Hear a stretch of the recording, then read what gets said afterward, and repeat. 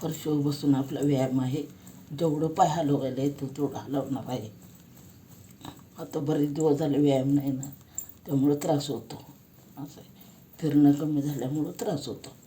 तर जेवढं आपल्याला पाय हलवता येतील तेवढे हलवायचे.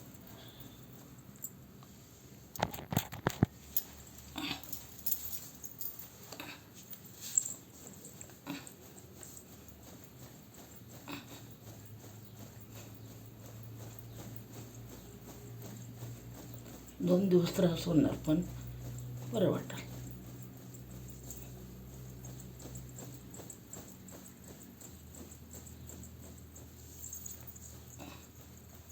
आणि जमिनीशी आणि आपलं नातं असतं, त्यामुळं खाली फरशीवर बसून व्यायाम करायचा.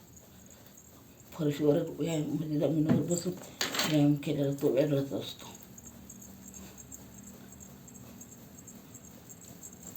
जेवढं सण होईल तेवढं करत आहे, कारण बरेच दिवस झाले व्यायाम नाही, त्यामुळं त्रास होतो.